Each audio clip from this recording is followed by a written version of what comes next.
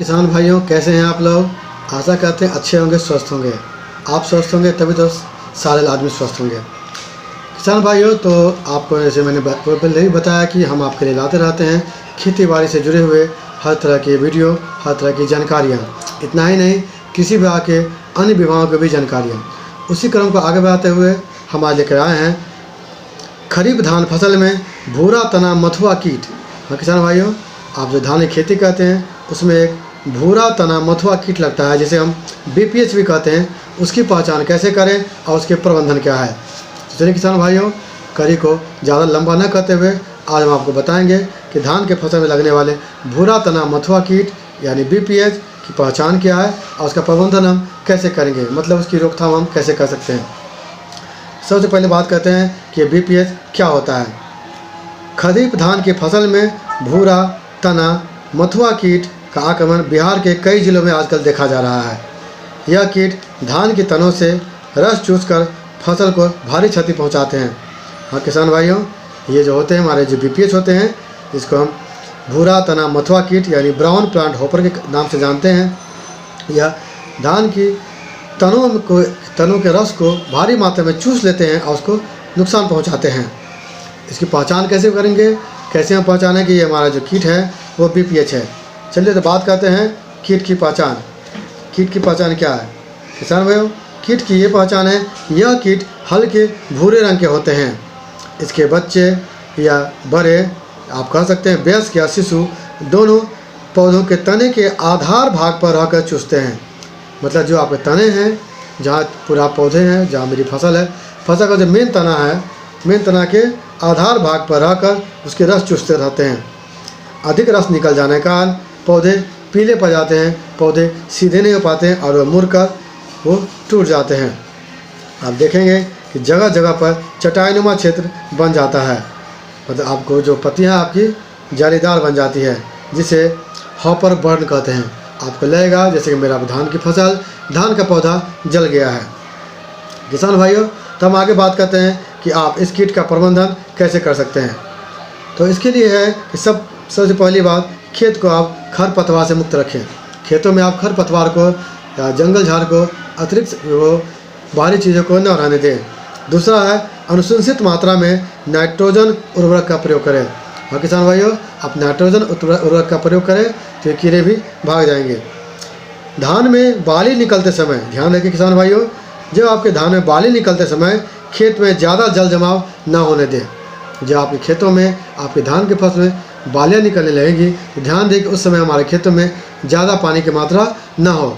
अगर प्राकृतिक पानी है तो आपका किसी तरह से कृत्रिम ढंग से थोड़ा निकासी कर दें, बहुत ही कम रहे लेकिन ज़्यादा नहीं रहें।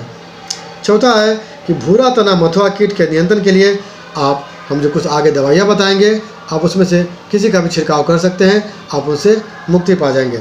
चलिए किसान भाइयों, दवा एक नहीं है, दवा कई हैं, कई सारी दवाई है जिनको मिला कर कोई एक भी, कभी आपको सबको मिला के काम करना होगा। चलिए तो कुछ बताते हैं कौन कौन सी कीटनाशी हैं और उसकी कितनी मात्रा है जिसको हम खेत में छिड़काव करेंगे।